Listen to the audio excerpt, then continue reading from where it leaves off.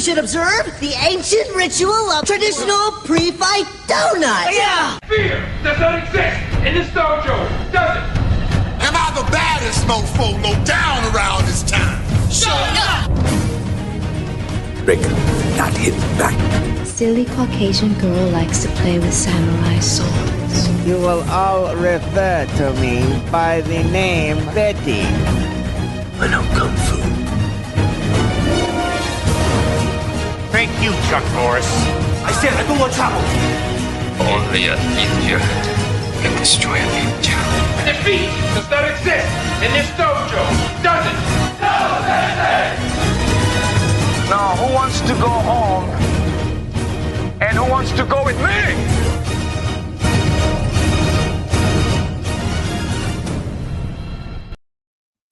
Hello, everybody. Welcome to KICKFlix. KICKFlix. Yeah. My name is Mike All Ears Mercadal. With me, as always, is Nery Saenz. What did I put? I forgot what I put. Buckle up, Nery. Buckle up, Saenz. Buckle up. Buckle up, Saenz. This is KICKFlix, the martial arts movie podcast in which we review movies to see if they meet my very stringent criteria. Nery's not so stringent criteria for what makes a martial arts movie, action movie that we love, right? These are movies that are listen. Not all of them get beat up. It doesn't. If you get beat up, that's all that matters. That's it. That's the one criteria. It doesn't have to be physical. It doesn't have to be physical. You could get beat up emotionally, as we talked about in Warrior. And that's true. Warrior does beat us up emotionally. I'll say this: this podcast is all about the movies that we feel we grew up with and we love. New attempts at martial arts movie classics. We all come at from, we're both 90s kids, which I believe is the peak martial arts movie era for where they, I guess it's our fondness of it. So there are some of these movies we love with what we call kid eyes, because they're clearly not objectively good, but we're like, no, I love this movie. And then there's some that you go back and you watch, you're like, oh man, this is genuinely good. We really enjoy this. I have my list of rules for what I think makes a KICKFlix movie, what makes a good KICKFlix movie, and Nery has his. But we are going to, this week we're diving into the 1992 classic, question mark? Is it do people think of this as a JCVD classic? Universal Soldier. I mean, this goes on my JCVD Mount Rushmore. You really? So we have a do little with insight into what do with that what you will. Do with that what you will. What is your so JCVD? This movie came out in 1992. Do you think this is what was his peak though? Right? You know how like Jim Carrey had this is his peak. You believe his peak would be Time Cop. His peak would be Time Cop. That's his peak. Really, Time Cop is an interesting choice. I know that because they immediately called him for a sequel, like immediately, like right after the movie came out, and he didn't get to do a sequel because, in his words, he was so pig-headed that he thought, well, if Jim Carrey gets 20 million, I should get 20 million. Wow! And they never called him back, and those are his words. And they're like, no, thank you. Yeah. This movie came. They didn't even say no. They just never called him back. That's even worse. That's pretty rough. I want to see where in the lineup though, because on how like IMDb has their known for subject category. Sure. I just want you to hear the movies that is on there for Jean-Claude Van Damme. Right, Jean-Claude Van Damme, Double Impact. Right, playing two characters. All right, Kickboxer. Classic, but he's played two characters in like 5 different movies. So kind of his thing. 1989 Kickboxer. Okay. Yeah. Street Fighter is on there. See, I would not agree with that. And Double Team, the Dennis Rodman masterpiece that was Double Team in 1997. Again, I even like Double Team. I do like that movie. That's not Mount Rushmore. That's not. You're not gonna mention Bloodsport. You're not gonna mention Bloodsport. Exactly. Okay. That's what he's quote unquote known for. No. I'm trying to see. Oh wow, he's got a lot of like voiceover credits, which I did not not to be surprised by, but I was surprised. They're all Kung Fu Panda. They're all Kung Fu Panda. Let's see. So this is 1992. I just want to see where in the scope of it all. So Lionheart was 1990 and Death Warrant Double Impact. So this was leading up to, yeah.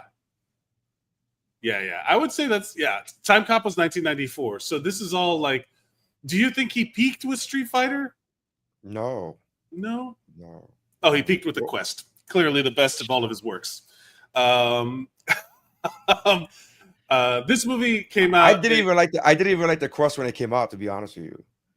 I remember watching The Quest and thinking to myself, yeah, this is great. Like I was trying to force myself to like it. I remember secretly going like, this isn't really good. But I was like, no, I gotta like it because it's Van Damme. I gotta.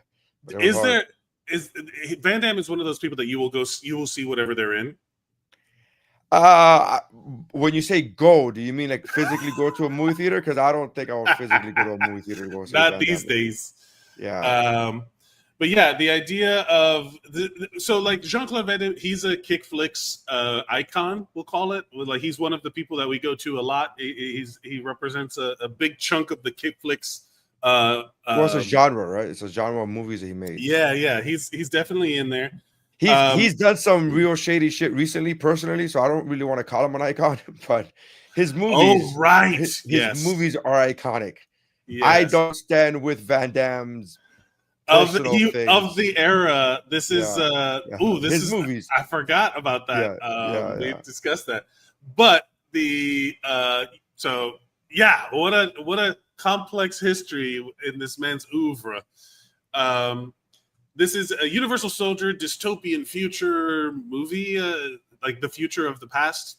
Was always really interesting.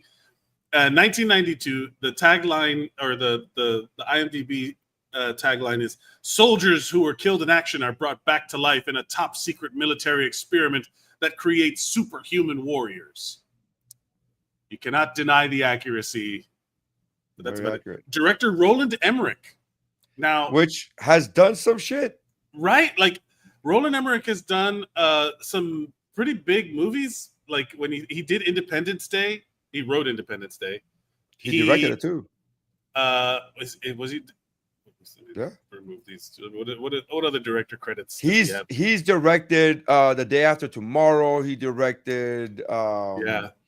There's a bunch of movies that he directed. He is actually, his movies have grossed so much money that he's like the 17th most bankable director. It's pretty impressive. And also, really? Yeah, 2012, The Day After Tomorrow. He did The Patriot. Yes. The other complicated man of our that we love the movies. Our childhood, Our childhood.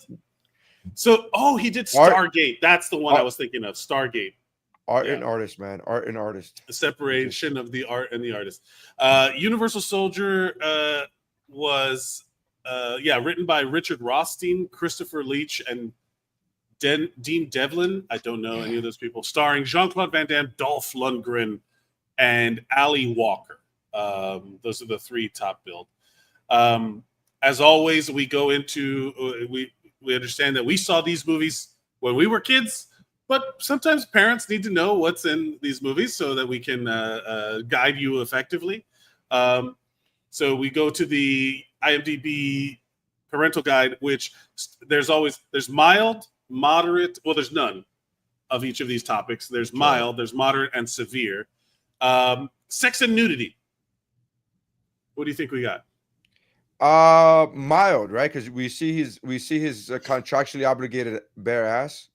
Yeah, he always got to show his butt and stuff. Van Damme loves no one loves his butt more than Van Damme himself. No one loves Van Damme more than Van Damme. Exactly. In general.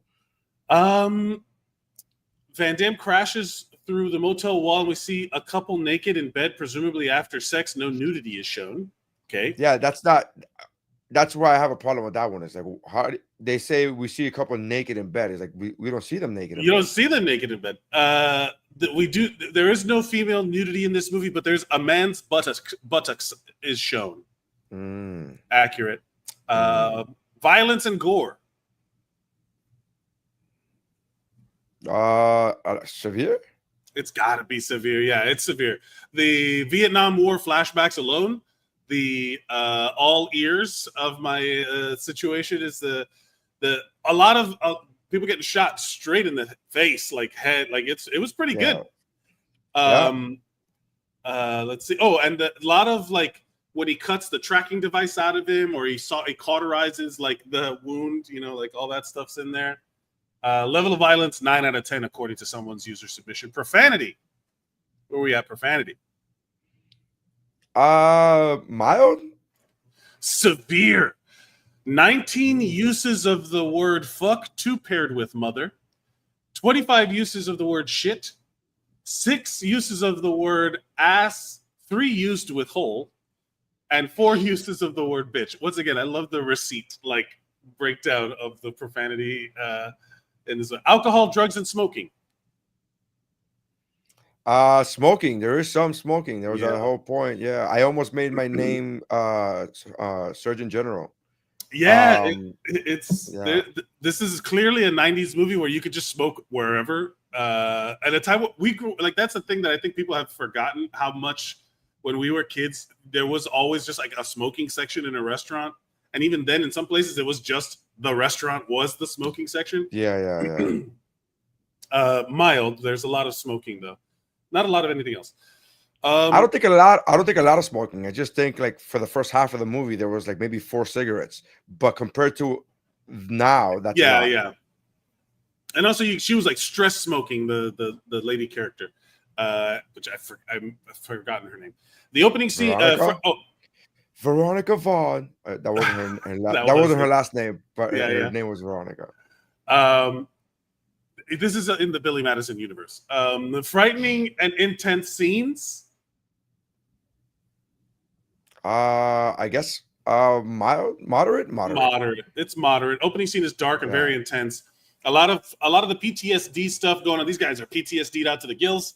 Dolph Lundgren's character is an utter psychopath who kills many, including innocent civilians, and collects their ears for a sick necklace. Now, I don't think they meant it as sick, like I said it. They meant it differently. But it could be both ways. It could be both ways. 2 things could be right. 2 things could be right.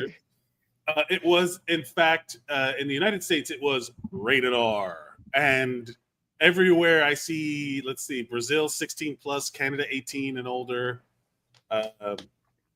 If you are from Japan, it is a general audience, self-applied. So funny. And in let's see, Singapore, mature 18. And with that said, what do you say we get into the KICKFlix? Let's go. All right. So the movie opens up Vietnam, 1969. Nice. 69. Nice. Yeah. We see a soldier screaming in terror in the jungle, but luckily Van Damme is there to manhandle him, grab him, throw him to another log, and shout at him, "Calm down, calm down," because nothing says "calm down" like the soothing fucking manhandling of another person. And also, once again, we get this is I say this for every Van Damme movie, and I get it, but this is another movie where he plays down home American Jean-Claude Van Damme, but there's a redemption at the end. So well, there's a great line in between. Like, first of all, we'll talk about this more, but the comedy in this movie really underrated. You think? Yeah, I mean, it's not terrible. No, there's some good on purpose comedy, like the way they shot it. This director, and then I didn't realize who the director was until after I saw the movie, and I just saw The Day After Tomorrow like 2 days ago. Oh, really? Yeah, I rewatched it, I should say. Yeah, and then you can see his sensibilities in it. Like there's certain things where he does on purpose, and it's like almost sitcom timing, where you're like, oh, good, this is a good feel moment, and then right walks in, whatever. I actually enjoy Stargate is actually like one of my favorite movies, like of this era. Like, and to know that it's the same guy makes a little bit of sense. This movie feels different. There were parts of it where I'm just like, it felt old and new at the same time. Does that, you know what I'm talking about? Go ahead. All right. So he shouts at him to calm down. He asks him, where is everyone? And he gets told that they're all dead. The whole platoon, the Sarge totally lost it. He went nuts, killed everyone. And I was like, well, that's it. That's all the exposition that we need. Thank you for that. Then JCVD sees a flare in the sky and he walks towards it. He sees a Sarge doing the craziest version of arts and crafts. He's like, look, Ma, I made a necklace. It's human ears. JCVD asked him, what's going on? And Sarge says, they wouldn't listen. And I fucking laughed. Dolph Lundgren, underrated comedic actor. I think that he's funny in this movie. Once you get past the craziness, not only is he funny, but the writing, the amount of ear puns. Holy shit, man. So good.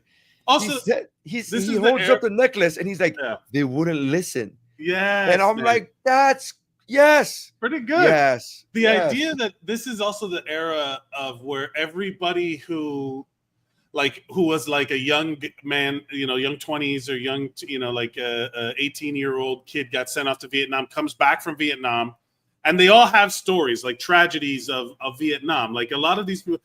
So like there's like Rambo. First Blood is a drama. It's a drama about PTSD, and it's not about the fucking It's about the fact that he just wants to live a normal life in the woods, and then they go mess with him. This is that era, and also it's like this is also the era of like this guy's a villain. There's none of this complexity to the villainy, right? Like he's just the bad guy, and there's well, I would say the complexity is the PTSD. Fair, but also like the PTSD made him the bad guy. Like I'm not saying he's not the bad guy, but you're saying it as if it's like there's no reasoning. It's like no. Because here's what I'm saying. Like there's also those military stories where like Jack Reacher has a good one. The Tom Cruise Jack Reacher, where some people get it. He does this whole speech about who wants to get into the military. There's some people who just want to get into the military to kill people, and this is like there's no P to this guy's PTSD if you're gonna blame it to his mental illness. It's NTSD, like now traumatic stress, and it's not even like I don't think he doesn't really seem that traumatized. He's just kind of like he's just doing it. He doesn't seem that banged up about it. So it's one of those things where it's like he's just crazy, and I love I think there was like a whole trend of like the redeeming the bad guy in like the late 90s, early 2000s, where it's like he's not evil, he's just misunderstood. I think it started with Mel Gibson's Payback.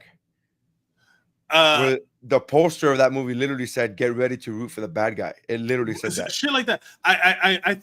Look, I'm not gonna say. I mean, it starts with the prequels where suddenly Anakin Skywalker's a little kid. You're like, no. I just wanted to see him be bad. I don't need to know anything else. I don't need to see him, sexually assaulted by an adult woman. An adult woman.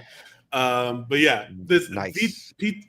Nice. Dolph Lundgren, underrated comedic actor, and also he's playing just a straight up villain, and I appreciate. It was very refreshing. JCVD says that the village was cleared and that these people were innocent. Sarge calls them traitors, and JCVD says that his tour is done and he just wants to go home. And he says, "You want to leave? You can't just walk away. Do you hear me?" It's like the Verizon, "Can you hear me now?" He's just like, holds up the necklace and he goes, "Can you hear me now?" Yeah. Then he holds up his ear necklace and asks again if he hears him. I laughed again. JCVD stabs him with a bayonet, which I was like, whoa, that's something you don't really see in a lot of war movies that are not in the Revolutionary War days. You really don't see somebody actually using the bayonet. You actually don't use the bayonet, but they did. Sarge shoots him, and they both start shooting and killing each other. The next morning, there's a crew of military personnel bagging the bodies. One of them asks, "How do we write this one up? What do we say happened here?" And a superior officer tells them that they didn't see anybody. They're MIA, calling a code zebra, and tells them to pack the bodies on ice. I've been thoroughly impressed with how chill they are. Like, they were just like, "Hey, we got another string of ears." They're like, "Damn, that's a third one this week." You know, like, how many branches of this program were there where they're just like, "Hey, collect the body"? But I will say we skipped the part. This is always funny to me in 90s movies because this is like real effects, right? This is all in camera. This is not like there's no computers used in this movie for like everybody's doing squibs and things. So the guy for the Vietnamese guy gets shot in the head, and then the girl's like, shake it, like, "What are you doing? You're not going to get his head back together." I like that though because it made it seem real. Like she was in shock. She was like, "What is that?" She was in shock. That made it seem. And then this also has very famous, like the infamous shot of that scene has the infamous slow motion. Everybody just getting shot with a machine gun in slow motion. You know, like Full Metal Jacket style, where they're just like, "No." And I was like, check. This is hitting all the 90s buttons. Like, this is crushing it. But they are chill, and they pick up, like, what do you think of Code Zebra? What is the zebra? You know, they're half dead and bring it back alive. So dead alive, black and white. They're dead and alive at the same time. I'll allow it. Okay. Yeah. I put here, insert cold ass title opening because that shit was cold as fuck. The body bags, dude. Yeah. They did the body bags, but then it went at that music, and then it hit the name, the title. I was like, oh, that's cold, baby. Yeah. So I was surprised that both got top billing. It was above the title. Both names, Van Damme and Dolph Lundgren, were both above the title. I did not expect that. I thought it was going to be Van Damme in Universal Soldier with Dolph Lundgren, but it was Van Damme and Dolph Lundgren. All right. Nevada. Yeah, I mean, it says how big a star was Dolph Lundgren at the time for him to get top billing with? Yeah, Van Damme. Because Rocky IV was 85. Yeah, he was done. That was his prime. Yeah, that was a one-hit wonder. That was it. This is his second. Before this movie, I think he had done like Red Scorpion, which bombed. He ate a lot of shit of Red Scorpion. Yeah. So there was, I Come in Peace, which is another movie that fucking bombed, and America just didn't want to see him as a hero. We're like, you're the bad guy. You're the bad guy. All right, Nevada, present day. We see a huge cargo plane that couldn't be bothered to be painted green or black. It still had the American Airlines stripes on it. That plane lands. A giant military truck comes out. The most obvious. Like, this is a secret base. This is a convoy. This is a major. Yeah. It's a whole thing. Yeah. The truck comes out of a giant military truck. We see soldiers with cool ass 1990s headgear get off, and it's the dude from Gladiator. Did you notice that? Yes. Yeah. There's a lot of iconic character actors. Will later on become iconic character actors. Yeah. This guy was a shit back then, but he looks, not for nothing, but this guy looks exactly like he did in Gladiator. And Gladiator came out in 2000, and I was like, how? Did you get yourself on ice for fucking 8 years? Yes, he looked exactly the same. I'm trying to, I think his name is Ralph Mailer. He's GR70. He's that guy. There's a few people, especially in the KICKFlix genre, where you see them and you're like, oh, that's that guy. Yeah.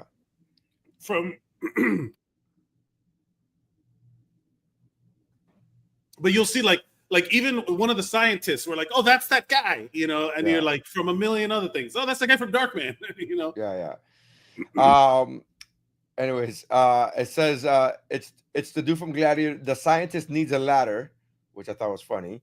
The soldiers board a helicopter, and we then get taken to the Hoover Dam. I'm assuming because they don't say Hoover Dam. It is obviously the Hoover Dam. Yeah, but it's obviously the Hoover Dam.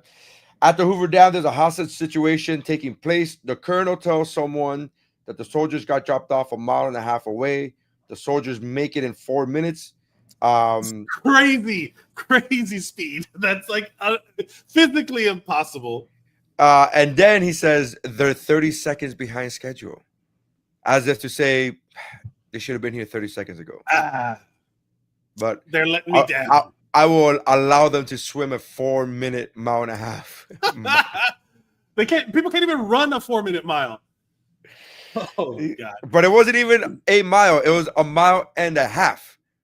Like yes, it was like that's like someone in the writers' room was like, round it down, and they're like, keep rounding it down. Is it believable? Keep rounding it down. They're violating the laws of physics. Keep rounding down. You know, like okay. Yeah, this whole movie is violating the fucking of physics. They're dead. We brought them back to life. They're fine. They're zombies.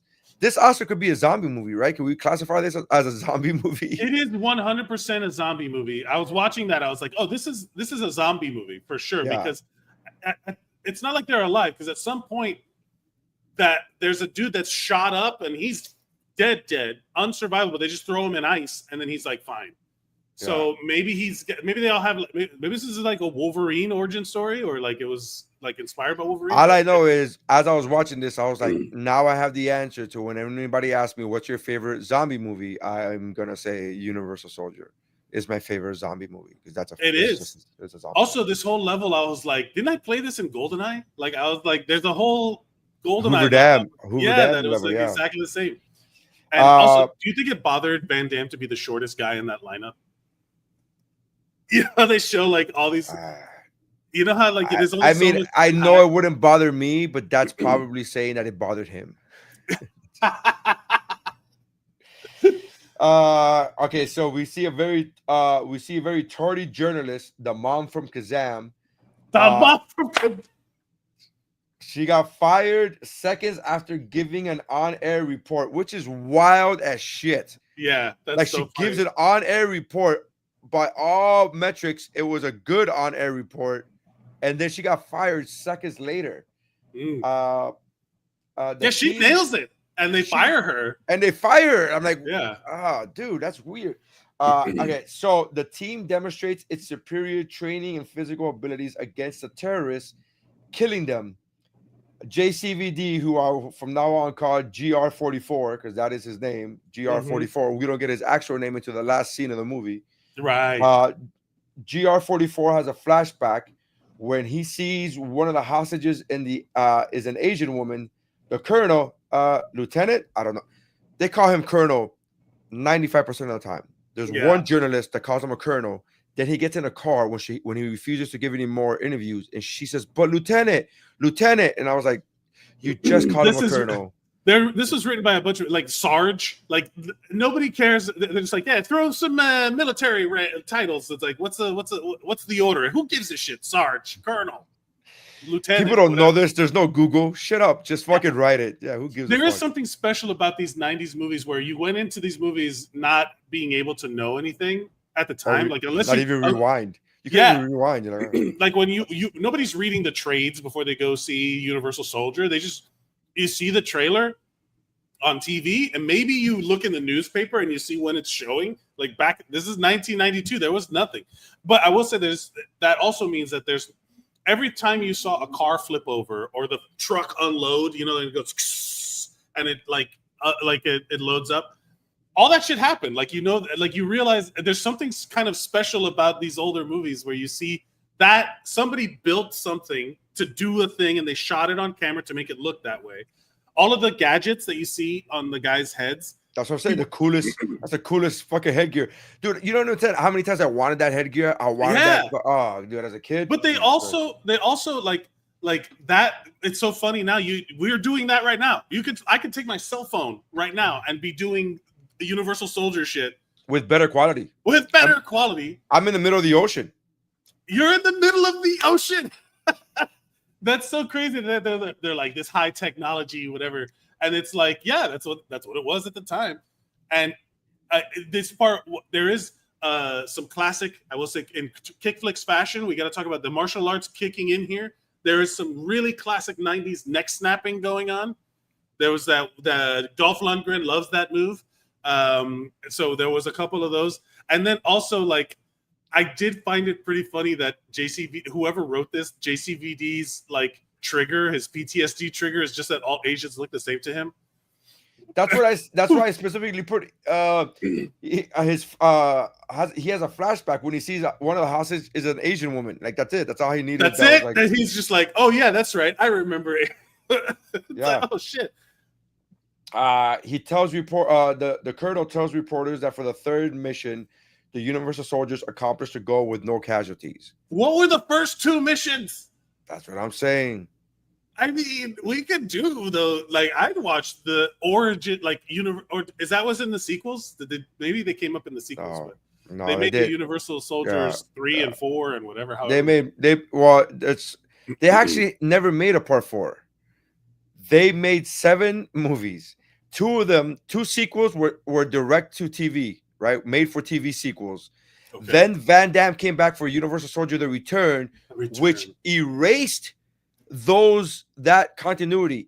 Like, they pretended those made for TV movies didn't exist. Okay. Then years later, they came out with Retcon, Universal Soldier Retcon, and then Universal, I forget the other one, Demolition or whatever it was, and they erased Universal Soldier: The Return. What in the Highlander? So we have 3 Universal Soldier Part 2s. We have 2 Universal Soldier Part 3s, and we don't have a single Universal Part 4, even though we have 7 fucking Universal Soldier movies. Lord. Wild. Wild. All right, so back at the military trailer, the Universal Soldiers are recovering, and the science nerds ask GR44 why he became unresponsive. GR44 says innocent. He just kept repeating innocent. The village was cleared, Sarge. The science nerds think it may be an old memory and recommend pulling him from the program, but the colonel says he stays, because if not, there's no movie.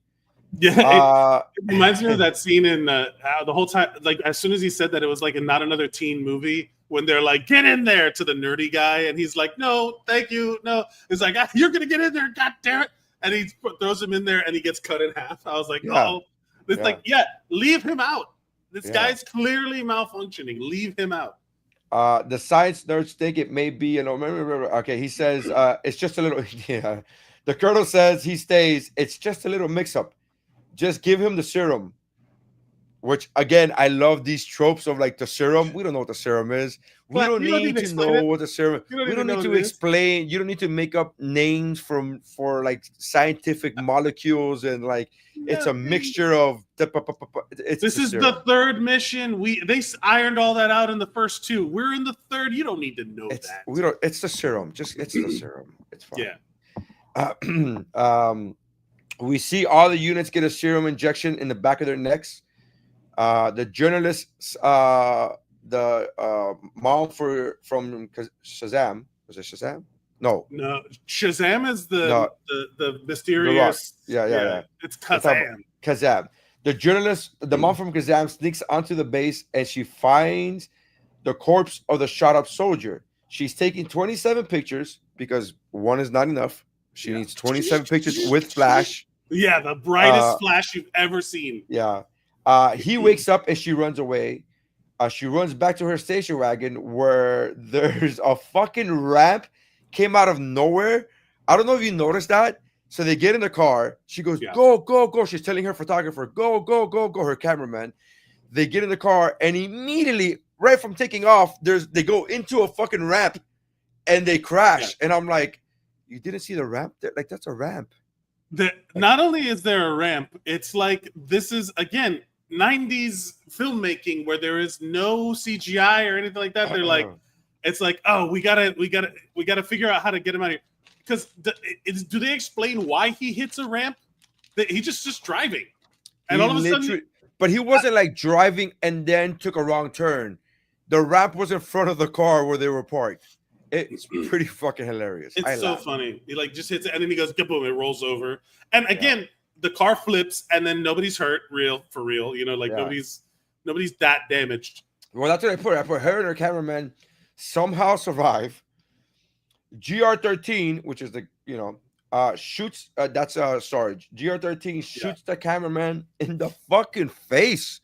Yes, that's the one that I was like, oh, okay. I was like, wow.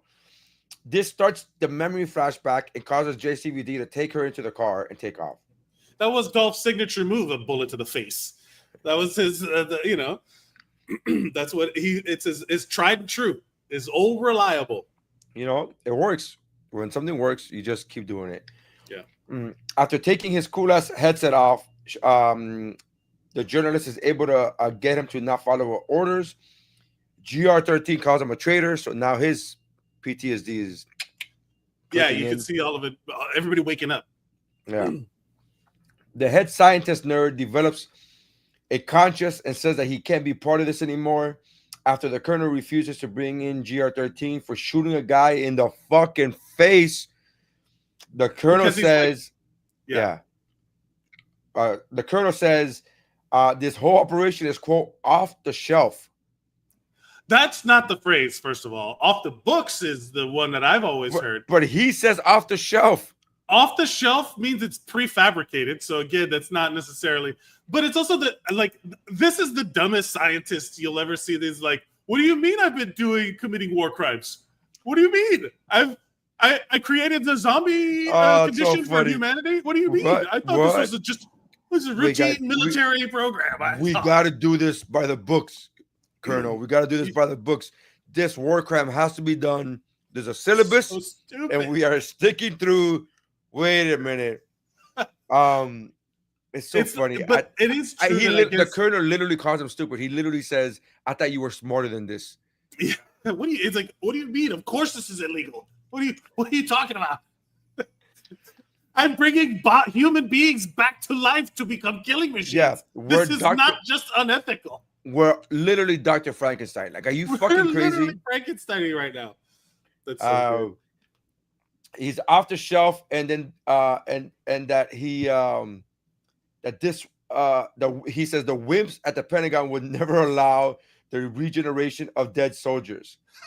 American soldiers, like that's what makes a difference. Like the Pentagon would have been like, I'm okay with it if it's different soldiers, but American soldiers, nah, I'm not. Yeah.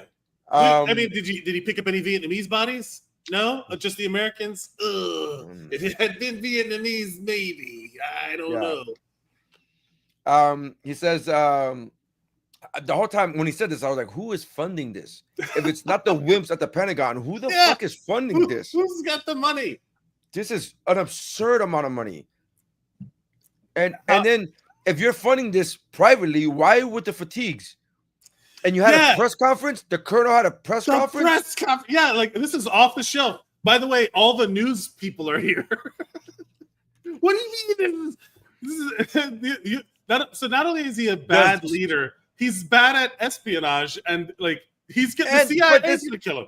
But also, the third mission, and the government still hasn't heard the news. The government hasn't watched any news. This is one of these cocaine-fueled writers' rooms where they're just like, just smash it together, make it make sense. They'll believe anything. I think this is what happens is this had multiple, like most movies, had multiple writing units. And then some people were like, just keep that part in, but we got to get rid of that part. And this is one of those things that fell through the cracks where they're like, oh, this is a good scene.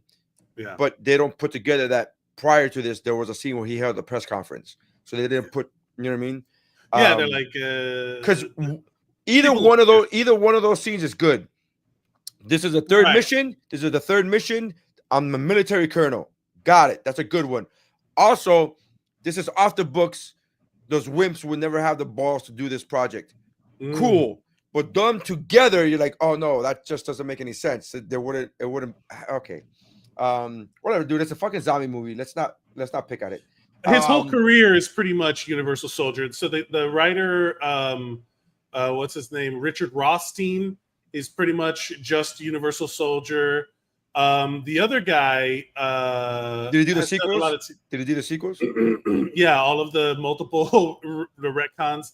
The other guy's done a lot of TV. Dean Devlin was also a producer on Independence Day and Godzilla. I guess he works with Roland Emmerich. But the Richard Rothstein must be to blame. Yeah. There you go. When the mom from Kazam asks GR44 why he's helping her, he repeats that his tour is done and he just wants to go home, but he can't until she is safe. She points out that he is shot, and then he takes a cigarette lighter in the car. Holy fuck. You know, it smells like bacon in that car. Talk about old school technology. Yeah, I did have a moment. I was like, when was the last time I saw a cigarette lighter in a car, bro? Yeah. I don't remember. Like using it, because it sits there. It's in a lot of random cars have it now. Like they have the spot, but they don't have the thing. They like it's used for the car charger or something.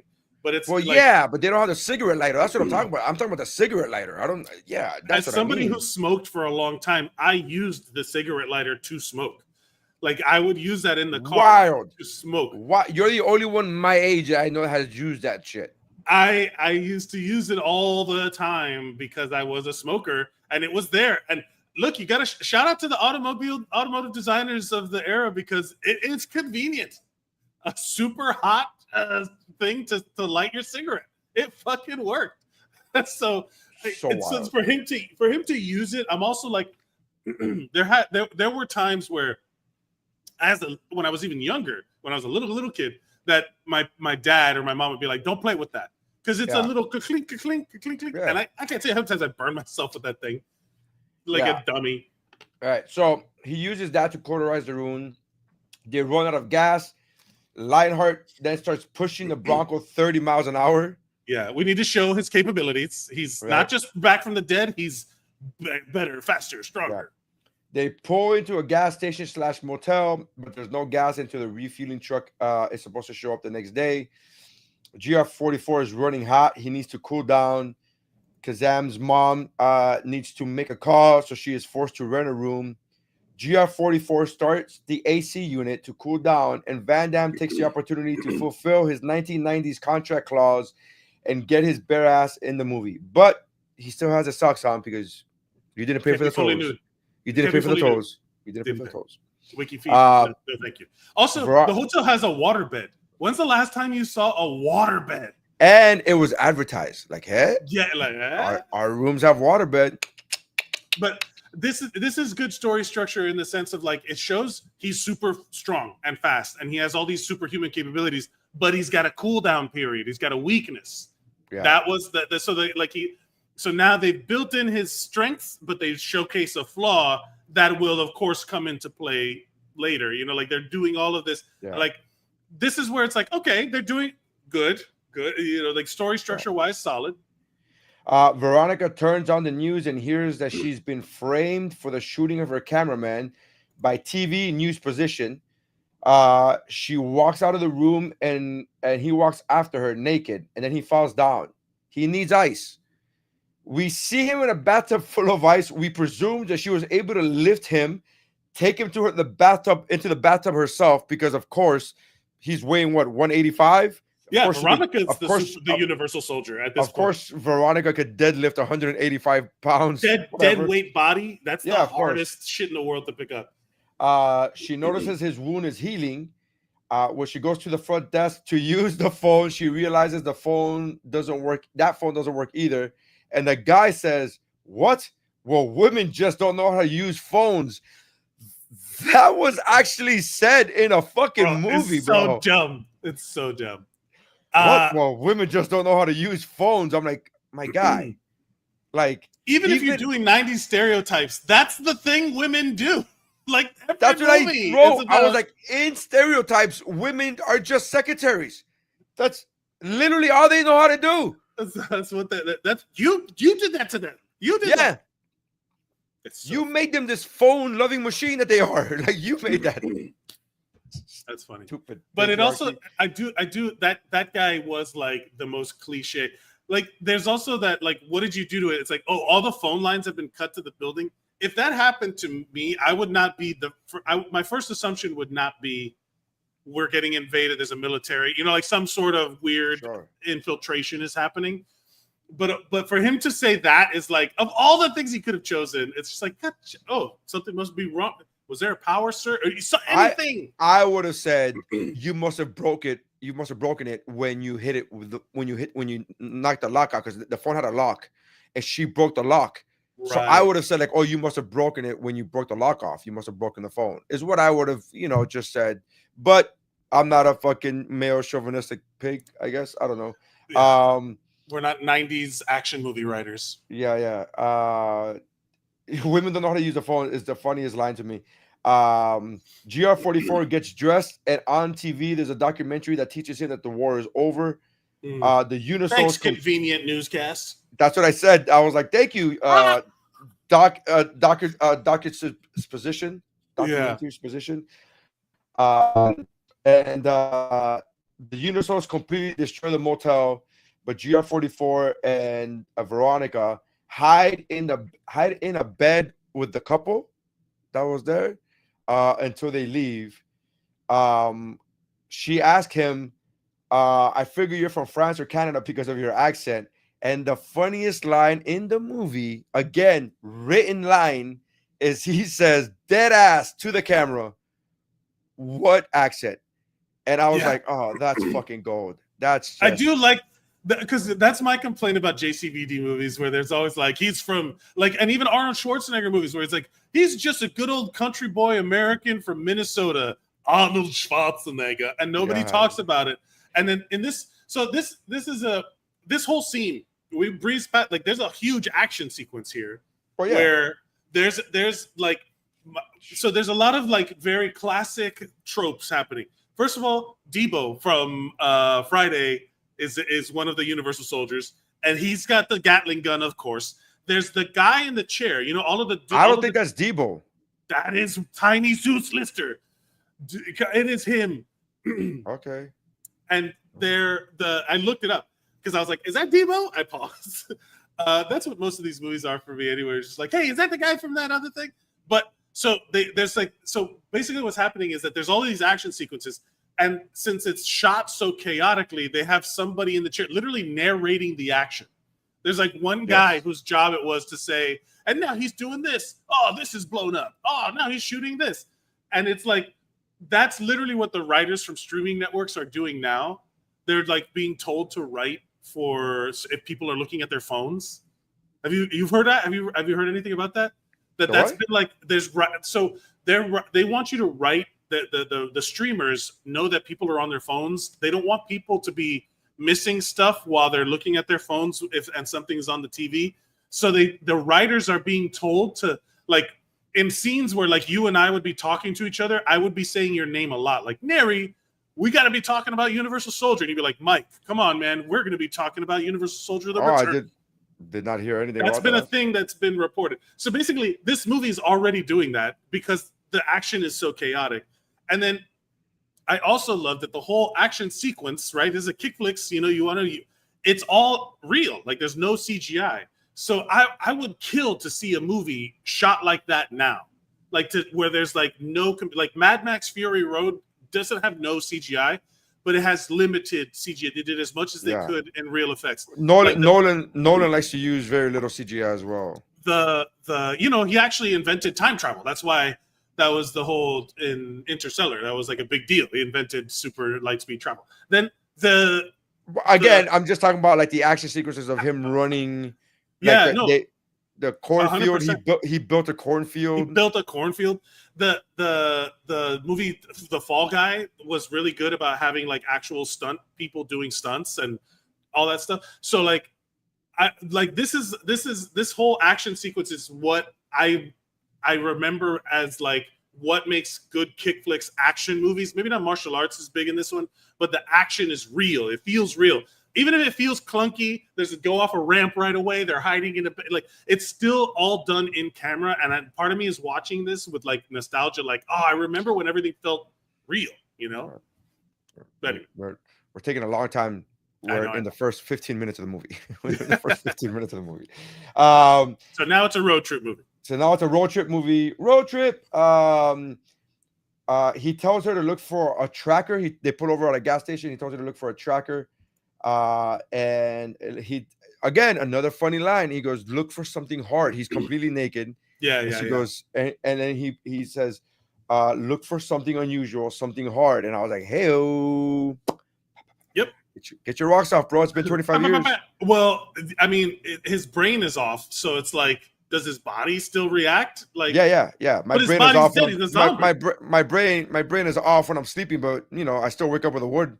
That's not your brain. Also, the tracker thing, I was reminded of the Total Recall pulling the thing out of the dude's nose. Yes. I was like, yeah, you got to cut it out of him. It's somewhere. They set a trap, and when the Unisouls arrive, the gas station explodes. GR44 and Veronica sneak in onto the command center bus and steal documents. The colonel is ordered to terminate the mission. Ordered by who? We don't know, because you think those wimps at the Pentagon would have the balls? Who's in charge? So the colonel is ordered to terminate the mission, but GR13's insanity returns and kills the colonel by shooting him in the fucking face. Yes, it's the classic Dolph move.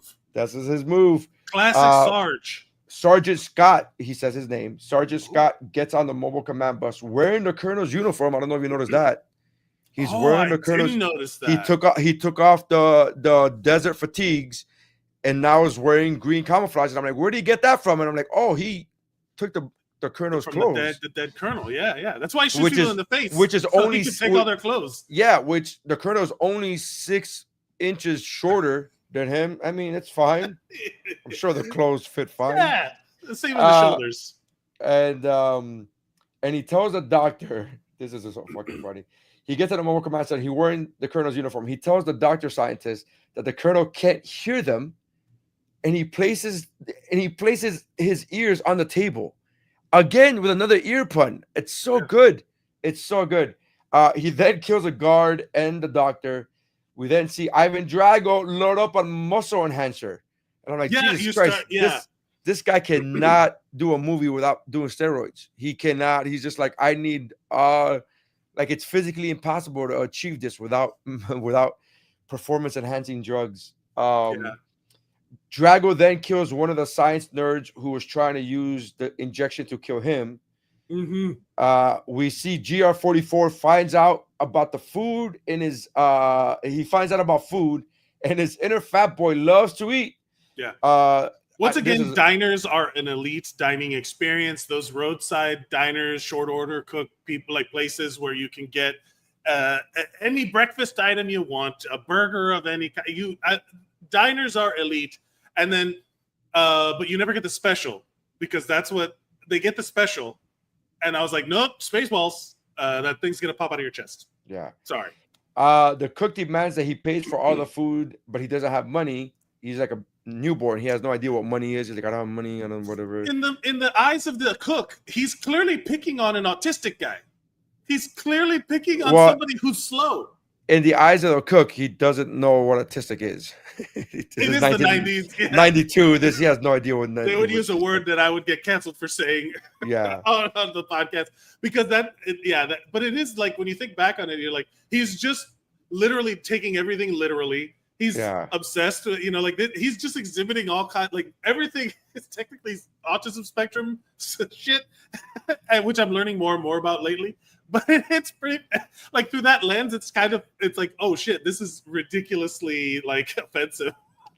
So he asks for money. He doesn't have any. The cook tries to beat him up, but he beats him up, and then a bunch of guys, they try to jump in, and they all get beat up while he's eating. Which I love this fight scene, because he's just like eating and then kicking ass and then eating, and nobody lands a single punch. Which, again, if he's an elite soldier, nobody should land a punch on this guy. It's not like, or if they landed, it should crush their, And he just kept saying, I want to eat. That's all he kept saying. And as somebody who loves food, I was like, I feel you, brother. I absolutely feel you. I get it. While in the while in a supermarket trying to cool off, the injured Unisouls Sarge believes that he's still in Vietnam fighting the insurgents. That's when we learn that he's still like fighting the insurgents. And I love the fact that scene is a great scene. The Sarge is dragging the bodies through and he's like, "Where's the freezer?" And the kid's like, "Oh, the kid's like, oh yeah, it's over there. It's fine." Yeah, I'm not gonna ask any questions. I'm not. Who am I to judge? Yeah. Who am I? Minimum wage. 1992. I'm getting paid $2.15 an hour. Yeah, I do not get paid enough to care about this. But ironically enough, 1992 could still afford a house with $2 an hour. Fuck it, you ain't wrong. Yeah, again, for another movie in a row, the person to blame is pay for Medicare system. So yeah, exactly. Using information stolen from the stolen documents, Veronica Vaughn goes to the house of Dr. Christopher Greger, which I don't know if you know this, but he's really good with doing abortions. He's good. Yeah, he's also like arrested so many bad guys. He's also very good. I remember he was turned into like a candelabra. Yes. Also, he was turned into a candelabra. Yeah, this guy's done a lot. But I will say, when they go to his house, the first thing I thought of was like, oh my God, that's the lady that killed Salinas. That's what I wrote. I said, he says they go to Veronica goes to the house of Dr. Christopher Greger. Greger, whose maid will kill Selena later on, informs them that the Unicell project was started in the 1960s to develop the perfect soldier. Although they were Yolanda, motherfucking Yolanda, and like a snitch that she is, she wanna fucking. There's people here that said you have an appointment with you. Fucking dumb bitch. I wonder if she doesn't get work because everybody's like, "Fuck you, you killed Salinas." Yeah, and I gotta be honest with you, she looks the same makeup, same fucking makeup. I was like, what is? It's wild, bro. It's fucking wild. It's so funny. Yeah, to a program in the 60s, although they were able to reanimate dead humans, they could not overcome the body's need for cooling. And another major problem is that their memories, of the last moments of life are greatly amplified. Basically, all of the stuff that's happening now. Yeah. GR44 tries to put Veronica on a bus to LA. This is what I mean by good comedy, right? The scene is he tries to put her on a bus to LA, and he's like, "Look, just go. You're done. You're free. Blah, blah, blah. I'm just gonna go home."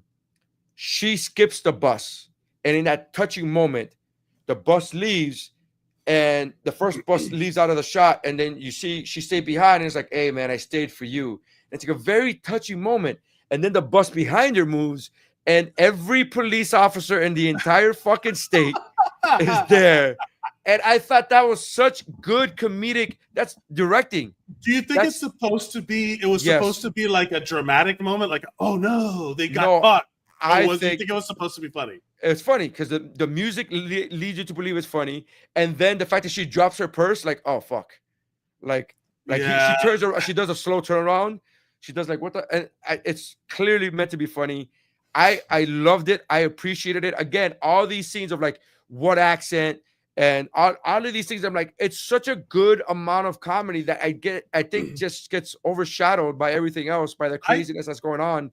But when you're looking back at it, you're like, this is like, this is what Marvel fans love. Yes, that's true. These are the moments that Marvel fans are like. Thinks Marvel fans love. Yeah. These are what Marvel fans love. Like, this is, let's be real. Marvel fans got mad at DC because they didn't do shit like this. These are scenes that DC needed to include in their movies as per Marvel fans. I understand what you're saying. This is the thing. Sometimes that's just solid filmmaking of like surprise, right? And the tone can be done differently, right? Like the tone that you get from they switch tones from like dramatic, "Oh, look at me, I made a dramatic, I'm here to stay for you, I stayed for you," to comedic, like, "Oh," and then it was not a record scratch, but it was like a music. Yeah. It's like slowed everything down. And you're right. The surprise is funny. But I even made a note, like, it's an emotional scene. He's only mostly dead, because I thought that was pretty funny. That he's not, and it's like, okay, get on the bus. and then she psychs him out. They do the psych out move. But then I also know in the previous scene, Dolph Lundgren, he's good. Like, he should have gotten more play. Like, he should have got, like, I don't know what his cocaine habits were at the time. I don't know what his deal was, but he's good in so many, like in Creed 2, he's great. He's actually a really good actor. Good actor. Yeah, he's actually a really good actor. I was thinking that I put that note later on where I said Dolph Lundgren legitimately plays Psycho because he does it in Expendables again. In the movie Expendables, he does it again where he snaps. He goes crazy. He does it again, but he does really good at it. He does it really well. But even then, I would like to watch him in a more legit role, but also like in a comedy. Like, I would like to see him be. He's inherently funny. I don't know if you saw the trailer for the new Lethal Weapon movie with Liam Neeson. That it's very deadpan, very dry. He could have been in those movies. Like, he could have been in the Lethal Weapon movies, and it would have been hilarious because of how much you believe he is who he is. I think he's underrated. Anyway, I agree. The bus moves. It's a bus Extreme Makeover Home Edition movie. They are. Oh, let's go. That's a good bit. Yeah, that's a good joke. They are arrested and taken in a bus. Just the two of them. No one else. They could have been taken in a squad car. There were 75 squad cars. A million. Literally everybody. When their hands were about to touch, I was like, I immediately went to like Arrested Development when the father's in prison. No touching. No touching. Yeah. It's just the two of them. Sarge and GR, whatever the fuck number he is, ambush the police convoy. They give chase. They kill the bus driver, and then he says, "Hey, you should check on your bus driver. He doesn't look so good. Like, it's so good. He's so good. He's so good as a psycho." GR44 he jumps off the police bus he's able to jump off the police bus, and both the bus and the Unisoul truck both drive off a cliff into the Grand Canyon and explode, killing GR76. I only know his number because the internet. There's no way I would have known that once number. Again, all of this in camera live action like thing. Technically, they are littering into the Grand Canyon, so add that to the list of their crimes. But it's like literally this is stunt work. Like, this is like legit stunt shit. Yeah. And I'm actually like, that was also part of it. Oh, you know what else? Impressive.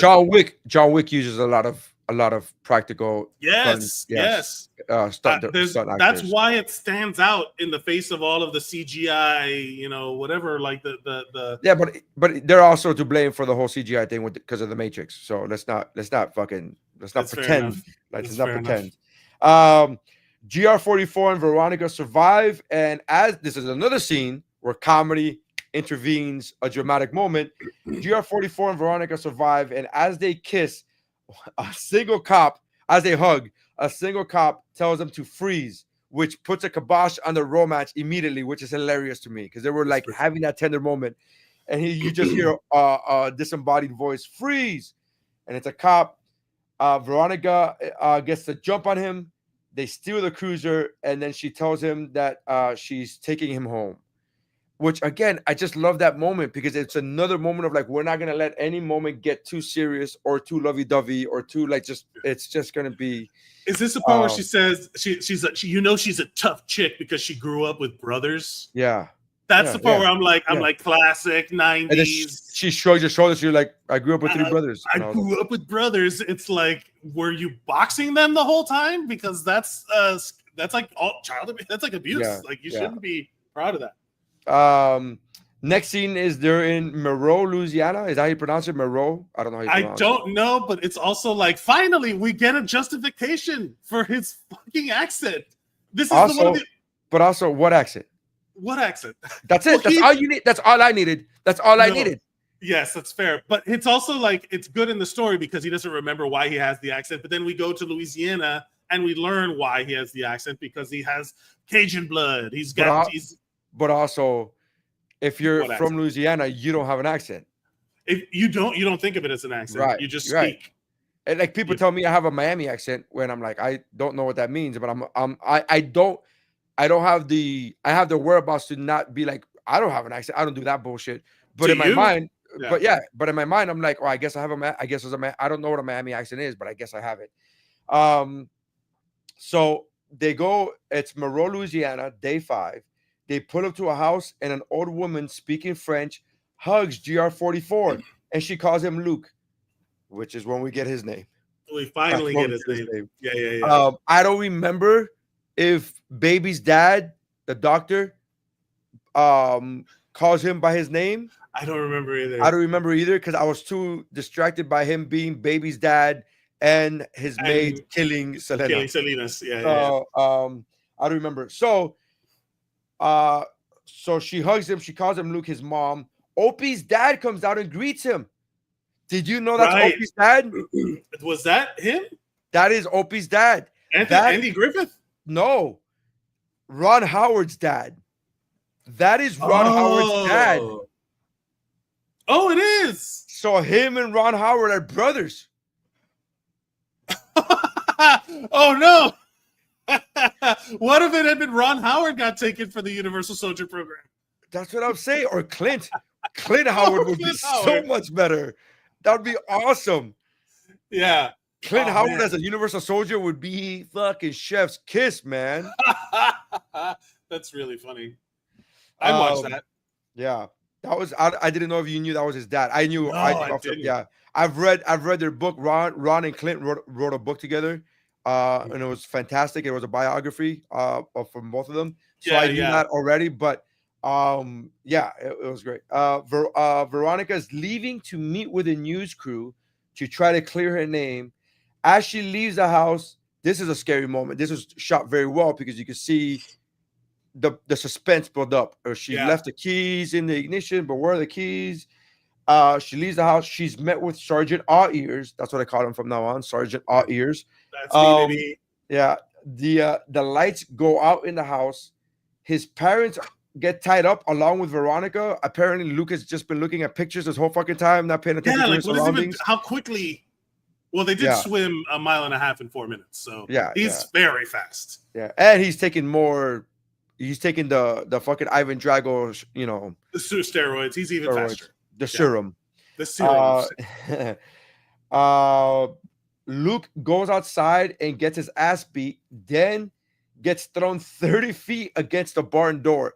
This is where we see some martial arts. He does the roundhouse. He does the Van Damme. Sarge takes 3 signature JCVD kicks and is just like into it. Like he just eats them. And then it's like, and then he's like, attaboy. It's like, fuck your attaboy. You know what I mean? Like it's like that was the move, that JCVD move that he had been doing forever. And that's the finisher. And now for the finisher not to work, it's like in wrestling. When like the Rock would rock bottom, someone kicks out of the rock bottom. Yeah. It was like a big deal. If someone kicks out of the stunner, it's a huge deal. This is what that felt like. And I will say, I did not like the fight choreography in this movie. The fighting, I did not enjoy at all. It was very cut. They didn't have any kind of, even for a Van Damme, it was just not, it wasn't good, in my opinion. So this part was like, I guess they got to get the kicks in there, and that's it. That's all. That's it. But there was literally like he was throwing grenades, and I'm like, of course a kick isn't gonna hurt him. They're throwing grenades. What do you mean he was throwing grenades? There was like the part where he threw JCVD, right? Like he threw him, and then there was a grenade. There was like an explosion. Am I wrong? Am I mixing things up? Yeah, you're mixing things up. Oh, maybe the grenade comes later when he throws a grenade at her. That's coming up in a minute. Right. But again, it's like this is a grenade movie, not a martial arts movie, in my opinion. You know what I mean? Like the fighting. You get once you get a roundhouse, that's a martial arts movie. That counts. It counts. I mean, if you say the word karate, you're like, that's a martial arts movie. Technically correct is the best form of correct. So he throws him 30 feet against the barn door. Ivan Drago takes more muscle enhancer because he needs to get stronger, and he then launches Luke another 30 feet, then gets slammed against the car. Sarge literally repeatedly just slams his head against the car. Yes, yeah. Sarge threatens to shoot Veronica, but the gun is empty. Again, great acting, great psychopathic acting by fucking by Lundgren in this money. He's doing good, great. Man. Veronica runs and Sarge throws a grenade at her and blows up the car next to her. And it's a huge explosion. Luke yells in anger and then does the Frank Dukes thing and roundhouse plus kick plus roundhouse and kicks, all for nothing. But it was like, I don't know if you know that they're both juicing, right? Because JCVD is super powered too, right? Like he's supposed to, but not as superpowered. Yeah. So there's a thing that's going to happen soon, or they're trying to make it happen, where it's the enhanced Olympics. It's called like the enhanced games, where it's like do all the steroids you want. Let's see how we could do it. I'm like, this is like very early inspirational thing of like, just steroid up and do steroids. Well, this is what everybody was talking about during the home run. Remember when Mike McGuire and Sammy Sosa and people were like, "Oh, there are steroids," and people were like, "Who gives a fuck? It's fun." Shit, I don't give a fuck. Just smash the shit out of that ball. Yeah, I want to see dingers, but also like this is the part where I was like even more. I was looking at the fight choreo and like it's super strength. It's hard to make super strength look dumb or to look good in fight choreography that makes it believable, especially in this context. Like it was shot weird, so like the fighting is literally the only part that fell flat, but whatever. I legitimately was so into the movie, I didn't even notice any. Like I was just like, cool. It's awesome. Yeah, it's awesome, man. So anyways, Luke grabs, so they fight. He gets his ass kicked inside the barn. He goes in and out of the barn. Luke is able to grab the muscle enhancer from Sarge and injects himself. Now they're evenly matched. And Luke kicks Sarge's ass and then impales him on the spikes. I had to look this up, what kind of machine this was. He impales him on the spikes of a hay harvester. Yeah, like a hay baler. I didn't know what a hay harvester was. I was just like, oh, okay. And so he impales him. Then Sarge grabs onto him, and he does that last second, like grab onto him. He's gonna also kill him. He breaks his arm. Luke breaks Sarge's arm, and then starts the machine. And he literally puts your discarded, Sarge, and he discharge. You're discharged. Yeah. And then he just activates the machine, which shows you spraying out body parts all over the place. Yeah, recover from that, motherfucker. Yeah, and then this is classic Fargo shit. Yeah, that's what they wrote. He then shreds Sarge to pieces, Fargo style. That's what I wrote. I call it AKA the Fargo Dispatch. Yeah, even though they do it in Rumble in the Bronx, also they do wood chipper shit in the Rumble in the Bronx. The wood chipper feels like a classic. Like there ain't no coming back from this. It's about sending a message. And this is literally that. And I was like, oh, which is hilarious because fucking 20 years later, they come back. Dolph Lundgren comes back to do in one of those retcon sequels. His character comes back. And I'm like, what? He got wood chippered. Can you imagine the military getting there a few hours later after we cut the movie and they jigsaw puzzle his ass back? Like that's crazy. It's not a code zebra. It's a it's a code jigsaw. It's we got to put this puzzle. Yeah. Surprise! Veronica survived. They hug. She asked him, "Where is he?" And he says, "Around." He's around, and I was like, "Pretty good, pretty funny, fucking good, man." These cokeheads. She looks great for getting grenaded, right? She looks amazing. She looks By the way, she has aged very well. I was looking up stuff that she's done since then. A lot of TV stuff. Yeah, mostly TV. But she's done like a lot of voice, a lot of stuff. But she's like working. She's doing like legit work. And she hasn't worked in a while, but in a few years now, like 4 or 5 years. FBI. She just did in 2024. FBI's Most Wanted. But basically, she Ghosted. She was in 16 episodes of the series Ghosted, which I don't think anybody watched. But whatever, 16 episodes just to get paid. She did the whole series because that's all they did. Ghosted. The Colony. She did another movie. She's working. She did that. She was in a series. I forget the name of the series. For a long time, for years, she was in a series, which is the reason she was not able to be in Universal Soldier: The Return That's why they killed off her character in Universal Soldier: The Return. Sons in of the Anarchy? movie, The Protector? no, was it The Protector? She did a series that she did. Oh, The for a long time. Profiler. The The Profiler. Profiler. Yeah. She was in that, and because for that reason, she had scheduling conflicts, and she wasn't in the movie. And because of that reason, they killed off her character. Her and Van Damme's character got married and had a kid. They had a daughter that was in that movie. That was in The Return Part 2. I watched The Return last night also, by the way. And the main villain of The Return is a bad movie, but it's a bad movie with good intentions, and it had some really good parts in it. The Return, if you watch The Return, it's the main bad guy is Michael Jaleel White, which is again fucking awesome. And Michael Jaleel White, Michael Jai White. I'm sorry, that's different. Michael Jaleel White. That's Steve Urkel as Spawn. That would be. That's so great. Michael Jaleel White. Stefan. Steve Urkel as the new Spawn would be honestly, he could do it now. I'd watch that. Dude, let Jaleel White be Spawn. Stefan as a Universal Soldier would be fucking awesome, dude. That would be bro, did you see Skeleton Crew, the Star Wars? He's in it and he's wearing the headgear. He's wearing the Universal Soldier headgear. Oh, Jesus Christ. Right. Oh, man, oh my God. Michael Jaleel White.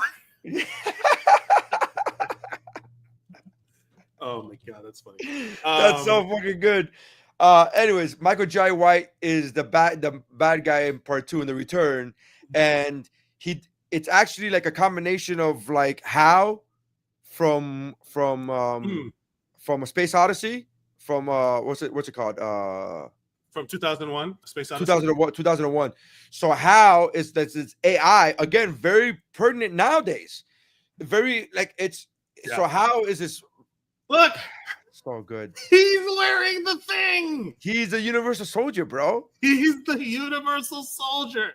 I'm telling you, we can do it. We can do it. So, the bad guy is this system. It's this AI system that finds out the program is gonna get shut down, and to protect itself, puts itself into a human body. The human body is Michael Jai White. And it's fucking that. So, but it's not good. What kills The Return to me is all the rock music, the grunge music in the background. It's a very late '90s bullshit thing. It's a 2002 movie, but it's also it's of that era. You know, it's the filmmaking of that. Yeah. It's like it reminds me of Ben Affleck's Daredevil, where it was like everything was like a needle drop. Everything was that. Like, yes, that's a problem with The Return. I wish I could get the masters of that movie, the footage, and re-edit it without that fucking music, because it would be a better movie. I don't know if it would be a good movie, but it'd be fucking better. I know. Dude, it was so bad. Like within the first half hour, there were like 5 different needle drops of all this grunge music where they're trying to make it a thing, and you're like, oh Jesus Christ, man. Anyways, so that's it. That's the movie. White. Michael Jaleel White. Clearly, So, I will say, speaking of needle drops, the movie ends with a song by Body Count, the band Ice-T's hardcore band, and I was like, that's a bold choice. I think that's a bold move. That's the entire movie of The Return. That's the entire thing. It's just that, here's a song. Here's a song that you might. It's just whatever. I don't know. It was disappointing because in that movie, Van Damme did real acting in The Return. He had he was funny, he was charismatic, and he did real acting. And then you go, oh fuck, and you ruined it with all this music. I'll say this: this movie it was fine. It was enjoyable. It was of the era. It fits. Like it doesn't blow me away, but it is very much. I'm torn. Blew that Vietnamese lady away. Oh my goodness! Her boyfriend or the other guy, the dude at the beginning. She tries to put him together, and then I like the way the doctor went out. The scientist, yes. he was like he wants you to pull the pin and wait 30 seconds and open your hand, whatever. To get it, but I think he did it by mistake. I don't think he meant to kill himself. The doctor. Oh really? You don't think there's a part of me that thinks that he did, and there's the other part where you see him struggling, and I think the Universal Soldier just happened to grab onto his hand as well, and he couldn't let go. Oh yeah, there was a lot of like they're robots, but they're not. They think, but they don't. You know, like all of the memories and all that stuff. So who knows? You know, Yeah. but in terms of favorite scenes, so we end the show. We always talk about our favorite scene and our rating. My favorite scene, honestly, is that I want to say it's that initial Hoover Dam scene, because that's where you get the most combination of kick-flicksy things Combination. in the movie. Like you get they're super enhanced. You get the 90s neck snap. You get some hand-to-hand stuff. You get really good infiltration things, and then you get that they're successful. They're competent. I like seeing people be good at things, right? Yeah. But so that may be. I will say I do not like the fight choreography or the way it was shot in this movie. That's always kind of a thing going back and watching these kind of Van Damme, Steven Seagal movies, all of this era, when I've since seen all of the fight choreography that is possible with Jet Li and Jackie Chan and all the way they shoot their action. So I'm always like, I look at it differently. So in terms of ranking, well, what's your favorite scene? What was your my favorite scene? That's a good question, man. I thoroughly enjoyed this movie throughout. So I don't I remember when I was a kid, just seeing the headgear was so like it was changing. I was like, oh my god, that headgear was so cool. Like, White. I'm saying it's so cool. Just put headgear on somebody. Yeah, so you make anybody look cool with that. And so I gotta think. My favorite scene. I watched this movie twice in the last 3 days, and I would say, I like how the parts with Sarge in it. Sarge going crazy. Sarge. He's really such a good character, good villain. It was I think the scene in the supermarket was real cool. I like that.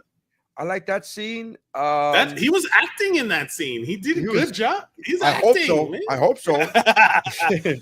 if he's that psychotic in real life, we should call it. When I say that, that's like those moments when I was like, when you're surprised at how good the acting is. Like there are times when I'm watching a movie and it's so good that my wife is there. I'll pause it and I'll be like, man, these people are acting. You know, like just like you have to comment on how good their performances are.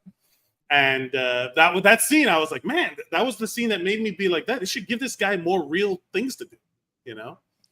Yeah, I mean, he was in Aquaman. He did real acting in Aquaman as well. I mean, as real as you can in a superhero movie, I guess. But I don't know. It's he did real shit, is what I'm saying. So I like Sarge a lot in this movie. I go back to the comedy. I like all the comedy scenes. I like all the scenes where like what accent made me laugh, cackle out loud. They weren't listening, made me laugh. Could you hear me? Are you hearing me? That shit made me laugh, dude. All the comedy made me laugh. If I had to pick one scene, I guess I go with you on the Hoover Dam scene. I think that's it's a great introduction to show how powerful they are, right? Yeah. I like that. I'll go with that. So what's your rating? It is it's not a perfect movie. It does fall under the category. There is like some. I did not see a montage at any point in the movie. You have a very strict checklist that you need to go by. It's so funny to me. That's my list of things. But in terms of like, is this an enjoyable movie to watch? It's of its time. If you go in knowing what it is and watching it, it's a recommendation. So if it's a 3 out of 5, 90s neck snaps, and which is it's not good in my opinion. It's not bad, but it's also not good. You can watch it for as a study of 90s action movies of the time. Like you'll get a good experience watching it if you know what you're getting into.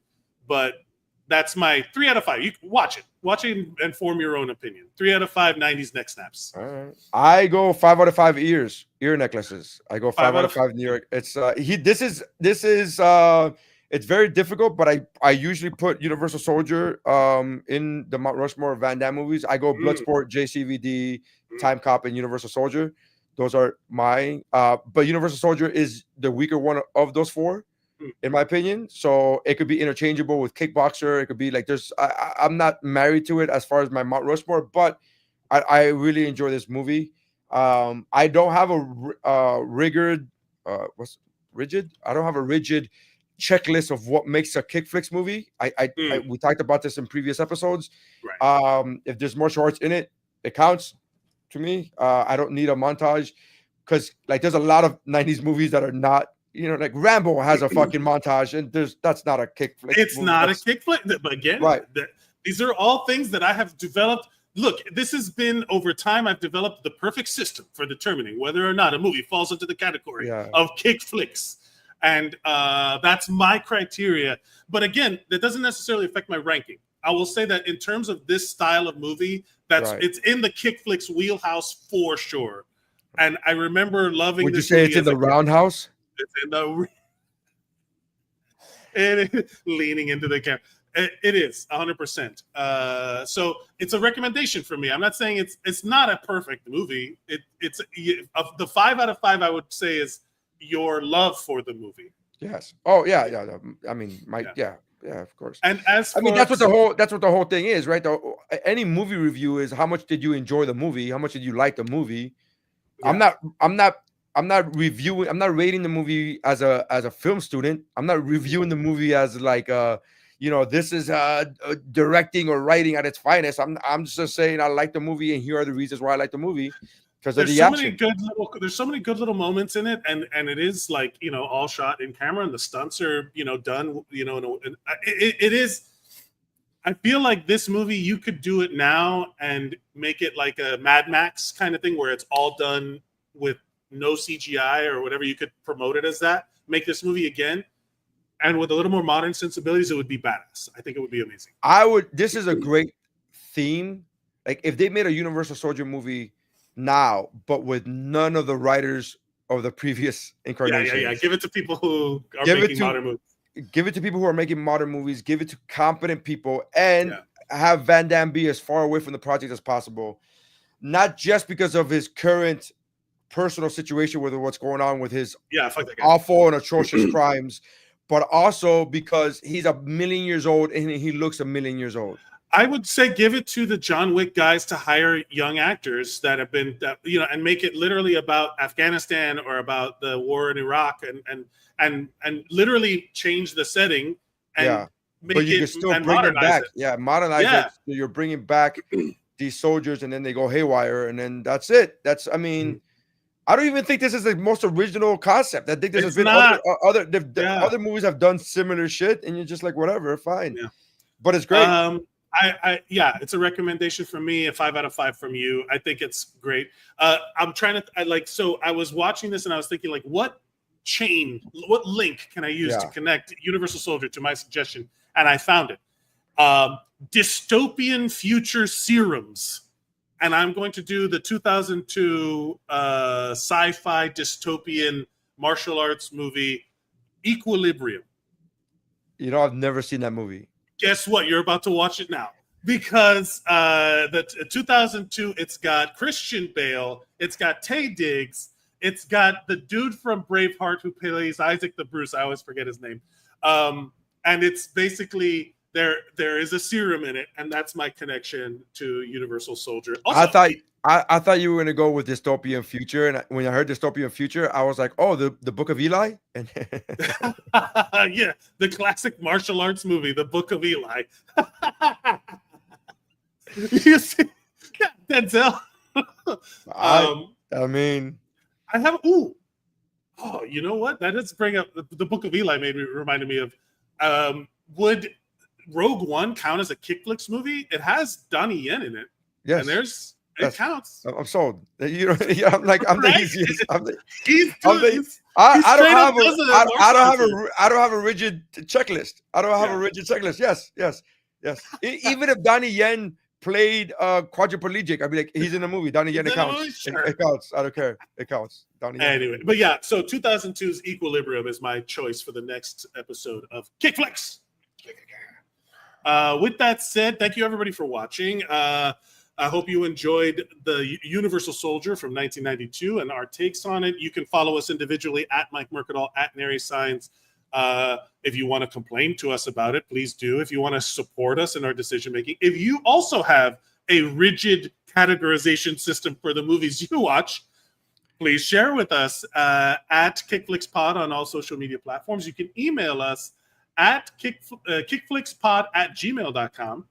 And you can send us your suggestions for future films that you feel fit into the KickFlix oeuvre.